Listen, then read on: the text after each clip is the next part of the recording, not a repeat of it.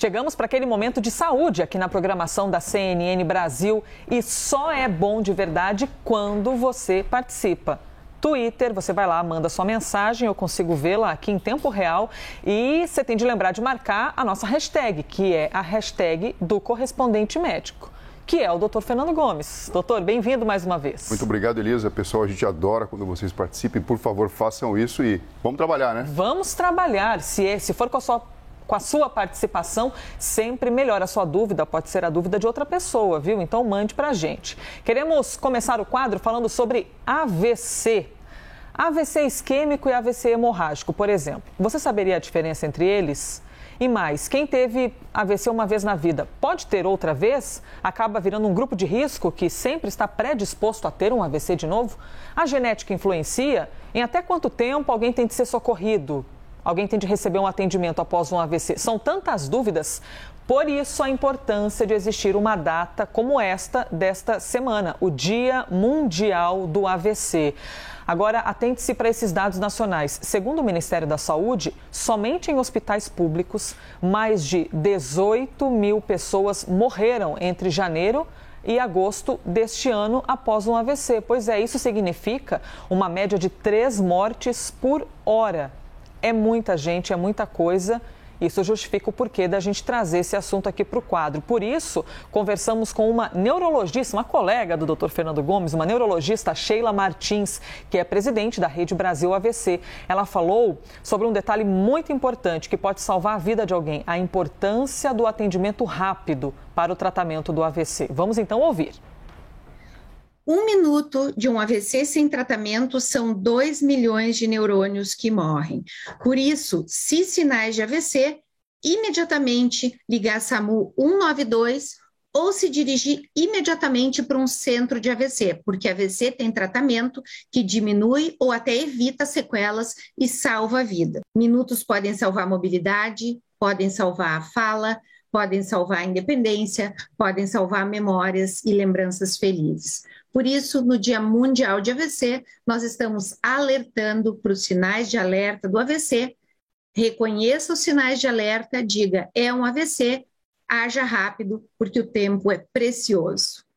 Doutor Fernando, que relação interessante e assustadora, lógico. 1 minuto a menos num salvamento de alguém significam 2 milhões de neurônios potencialmente mortos. Lembrando que no universo do sistema nervoso central nós temos 86 bilhões de neurônios. São muitos neurônios, mas isso significa o quê? O atendimento ele deve acontecer de uma forma rápida e de uma forma eficiente. E para isso a gente precisa reconhecer que o problema está acontecendo, Elisa. E temos aqui então em nosso telão os sintomas, mas doutor Fernando, tem o sintoma de um e o sintoma de outro, o AVC isquêmico e o hemorrágico. Quais são as diferenças, doutor? Então, vamos lá. O que é muito mais comum é o acidente vascular cerebral, o AVC isquêmico, no qual existe um entupimento de um vaso, de uma artéria que leva sangue para dentro do sistema nervoso central, do cérebro. Quando isso ocorre, o sangue não chega e os neurônios deixam de receber oxigênio e, portanto, as células podem morrer. Ou a formação de um coágulo, ou então a formação de um trombo. O que acontece? Em 85% dos casos é esse problema. Tontura, dificuldade da fala, dormência nos braços e nas pernas, fraquezas, tudo acontece de uma forma súbita, geralmente sem dor. Quando existe o sangramento dentro da caixa craniana, a gente chama de acidente vascular cerebral hemorrágico, devido à ruptura de um vaso, que pode ser até mesmo a ruptura de um aneurisma cerebral. Muitas vezes vem junto com uma dor de cabeça, porque subitamente a pressão intracraniana aumenta, náuseas, vômitos e alterações neurológicas, como, por exemplo, uma fraqueza súbita em um dos membros. Eles podem parecer muito, talvez a grande diferença aqui seja a agressividade do acidente vascular cerebral hemorrágico e a dor de cabeça que pode acompanhá-lo. Mas o grande detalhe, Elisa, é que a gente precisa reconhecer rapidamente e chamar ajuda para que o paciente entre logo num protocolo de tratamento. Doutor Fernando, quando o senhor falou aqui desse sintoma aqui de cima, tá? Vou sair, sem querer sair da câmera, deixa eu voltar para cá. Tontura, dificuldade na fala, dormência nos braços e nas pernas. Quem tem, por exemplo, a ansiedade um pouquinho além da conta, que de vez em quando tem uns desconfortos, eventualmente até uma crise de ansiedade, pode naturalmente confundir com esse tipo de sintoma. o que de fato, na hora que a pessoa está passando mal, tendo um AVC, o que é mais vibrante, assim, digamos? Qual que é o sintoma que mais pode chamar a atenção no outro que está vendo? Ou realmente é difícil diferenciar? O que acaba acontecendo, Elisa, é que dependendo do ponto onde está faltando oxigênio e glicose naquele momento para o neurônio, a manifestação clínica pode ser diferente. Tanto é que uma regra mnemônica simples, para pelo menos alertar a população, é utilizar a palavra SAMU. Você pede, por exemplo, para o indivíduo olhar para você e sorrir. E com isso você verifica se existe simetria facial, que é o normal que exista. Se não tem, você já fica ali alerta. Você pede para a pessoa te dar um abraço ou levantar as mãos e caminhar até você. Com isso você já faz uma avaliação do desempenho motor do indivíduo. É importante que a pessoa caminhe e que consiga, na verdade, mexer os braços e os membros de forma adequada. O M de música, você pode cantar uma música, pedir para a pessoa repetir a música e com isso, de uma forma muito rápida, você vai estar testando o nível de cognição dela e até mesmo da produção verbal. E se você perceber que qualquer um desses componentes estão alterados, e aí isso já envolveu, né, a avaliação da consciência, a percepção da dor, do sofrimento, ligar para o SAMU e chamar rapidamente o atendimento. 4 letras, então, do SAMU que se transformaram, que foram traduzidas para um atendimento na hora que a pessoa está tendo um AVC. Espero que você tenha prestado atenção a essas dicas aqui do Dr. Fernando Gomes para que você possa identificar o momento do AVC e que esse atendimento seja rápido, porque tem as sequelas aí. Ninguém quer passar por esse tipo de situação e viver sequelas pós-AVC. O que acaba acontecendo, Elisa, é o seguinte: um neurônio consegue sobreviver sem receber oxigênio e glicose em temperatura normal, em ambiente normal, por até 5 minutos. Depois que você passa desse tempo, você começa a ter lesão celular de caráter irreversível. Por isso que é tão importante você reconhecer rapidamente e correr para que esse indivíduo seja tratado prontamente. Doutor Fernando, há quem confunda os sintomas de um infarto com um AVC e que às vezes nem consiga compreender direito a diferença. Eu sei que é uma informação que para algumas pessoas é absolutamente óbvia, mas a gente tem que ser democrático e sempre expandir aqui o nosso conhecimento e ressaltar algumas informações. O sintoma de quem está tendo, por exemplo, um infarto, a pessoa está infartando, pode ser confundido com o de um AVC em algum aspecto? Pode. Bom, o infarto ele se parece muito com o AVC porque falta sangue através das artérias coronárias que perfundem o coração. Então, fazendo um paralelo, a origem da doença acaba sendo muito parecida, acaba sendo relacionada com a doença do aparelho cardiovascular. Mas o indivíduo ele pode, por exemplo, quando está infartando, ter um mal-estar, ter uma sensação de tontura, muitas vezes não conseguir até mesmo verbalizar nada de forma adequada, porque o fluxo sanguíneo ele fica prejudicado, porque o coração está sendo acometido naquele momento, mas via de regra, dor no peito com irradiação para o braço fazem parte do quadro diagnóstico e clínico. Não só isso, mas também. Temos nesta semana, então, o Dia Mundial do AVC, aquela data que é importante, não é? Para a gente compartilhar informação, evitar quaisquer males que sejam evitáveis, não é? A gente sempre espera que possa fazer algo por quem a gente ama e sempre trazer muita informação aqui no nosso quadro de saúde. Por falar em data importante, também tem o Dia Nacional da Luta contra o Reumatismo. Nesta semana, existem mais de 100 doenças, veja só, que são classificadas nessa categoria de reumatismo. É aquela condição que é chamada por muita gente de dor nas juntas, não é? Que até na forma de brincadeira, mas é um assunto sério e que requer atenção, requer cuidados. Imagine você passar uma vida ou parte da sua vida tendo dores, que muitas vezes você não consegue nem saná-las, né? Que tira seu bem-estar, atrapalha seu sono e você passa ali com muitas dores. Isso é terrível, que inclusive podem causar problemas no pulmão. A gente conversou com o pneumologista Adalberto Rubim e ele explicou para a gente essa relação entre reumatismo e problemas pulmonares. Os pacientes com doenças pulmonares desencadeadas pelo reumatismo muitas vezes confundem sintomas como falta de ar e cansaço com os da doença de origem, o que dificulta o tratamento com precocidade. Por isso, nós consideramos de suma importância que pacientes e cuidadores informem aos seus médicos todos os sintomas para que o diagnóstico seja feito o mais breve possível. Doutor, vamos lá então para a gente poder identificar de que maneira, né, algo fica mais evidente que a pessoa tem um reumatismo, porque dores algumas pessoas podem ter durante a vida inteira em qualquer lugar do corpo, mas o que diferencia o reumatismo Consegui chegar até o fim da frase. Doutor, nos conte então quais são os sintomas. Bom, vamos lá. A especialidade da medicina que estuda e trata esse tipo de doença chama reumatologia, né? Os médicos reumatologistas acabam sendo aptos a fazer o diagnóstico diferencial. São muitas doenças, praticamente 200, que fazem parte desse conjunto. E geralmente acometem as articulações, provocando dor, provocando deformidade e limitação de movimento. Os sintomas, eles são genéricos, Elisa. Pode ser dor nas articulações, isso acaba sendo algo bastante comum, vermelhidão e inchaço, dificuldade na elevação dos ombros e também movimentação das pernas, dificuldade para esticar os braços e sensação de cansaço. Agora você imagina o seguinte, né? Até o comentário relacionado com a própria doença no pulmão,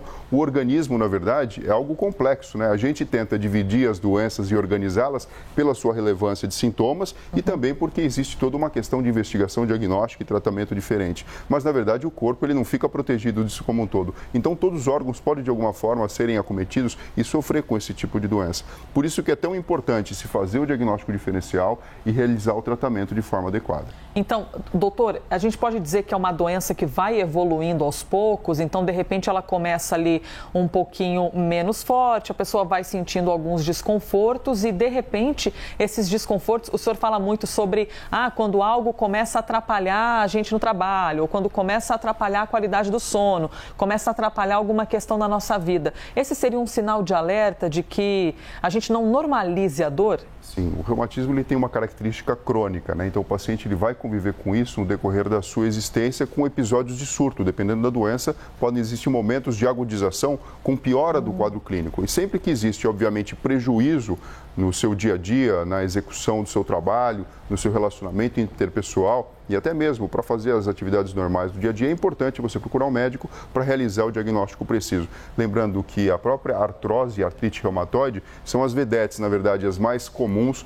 relacionadas com esse processo que a gente chama reumatismo, Elisa. Algumas perguntas estão chegando aqui, pela hashtag correspondente médico. Inclusive, quando a gente fala de AVC, fazendo alguma relação com o Covid-19, uma perguntinha que eu vou guardar. Opa, que eu tô aqui. Não posso perder a câmera. Eu vou guardar para o fim do quadro para a gente poder fazer essa questão para o doutor Fernando Gomes. E outras questões também a respeito de reumatismo, doutor. Por exemplo, a Natália está perguntando se é comum pessoas jovens com menos de 25 anos ou mesmo adolescentes poderem já apresentar esse quadro de reumatismo. Em algum momento da vida, essas dores despertam, elas começam a aparecer. Geralmente, doutor, existe uma faixa etária assim mais específica?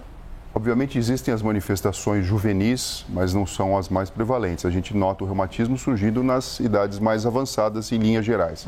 Por isso que é tão importante, na verdade, sempre algo diferente do corpo que vem a existir, você procurar um profissional para realizar um diagnóstico preciso. Lembrando que, obviamente, o antecedente familiar é bastante importante, Elisa. Então, geralmente, pessoas que de alguma forma têm na sua família já indivíduos que são de gerações anteriores com um diagnóstico preciso, já estabelecido, é importante sempre levar em consideração. Obviamente, a gente não torce para que o problema venha a recorrer nas próximas gerações, mas existe a questão genética que muitas vezes empurra e vai fazer ali nas próximas, nos filhos, enfim, a presença do mal ali necessitando de diagnóstico e tratamento. E como o senhor sempre diz aqui para a gente não pode generalizar, né? Às vezes há quem encontre um parente, um amigo com muitas dores e fala assim, vai praticar um esporte, é só que você tem que fazer uma caminhada, é que você está muito tempo parado, muito tempo sentado. Pode ser também? Pode, como o senhor já explicou, mas a gente não pode descartar o mal do outro, não é? Se a dor está excedendo demais aquilo que a gente considera o normal, tem de procurar um médico e procurar ajuda para viver com menos dores. A gente nem consegue imaginar, eu pelo menos não consigo imaginar o que seria isso, mas consigo imaginar o quão sofrido é uma pessoa passar uma vida inteira com esse tipo de mal. Doutor Fernando, eu tenho mais questões a respeito do reumatismo, só que eu vou guardá-las para a gente poder trazer o próximo assunto e no fim do nosso quadro eu trago algumas perguntas da hashtag. A gente quer falar a respeito de um estudo envolvendo idosos e vacina contra a Covid-19. Um estudo feito pela Fiocruz analisou os efeitos da vacina da AstraZeneca em idosos com mais de 60 anos. Esse estudo reuniu cientistas do Brasil, dos Estados Unidos e também da Espanha e acompanhou mais de 60 mil pessoas com mais de 60 anos que tomaram as 2 doses da vacina aqui no estado de São Paulo. Temos os resultados aqui em nosso telão, doutor Fernando Gomes. Bom, 2 doses em 61.164 idosos. É importante ressaltar isso, viu, Elisa? 2 doses, o sistema vacinal completo. 93,6% contra as mortes, 87,6% contra hospitalizações. A gente sabe que quem hospitaliza é quem teve a manifestação moderada e grave. Então, é uma redução bastante importante. E 77,9% contra qualquer sintoma da doença. Ou seja, o indivíduo pode ser vacinado, pode inclusive ter a Covid-19, porém não apresentar sintomas. É um número bastante expressivo. Então, isso aqui, na verdade, comprova, desse caso, especificamente da AstraZeneca, a sua eficiência, a sua eficácia em idosos. É um número bastante robusto, né? 61.164 pessoas, é muita gente. Doutor, dúvida que algumas pessoas podem ter. Por que o número de um estudo no pós-vacina, não é? Na pós-aplicação, é diferente do número que é apresentado naquela fase de estudo para verificar a eficácia de uma vacina? Por que às vezes existem essas diferenças? O que acontece nesse chamado pós-venda?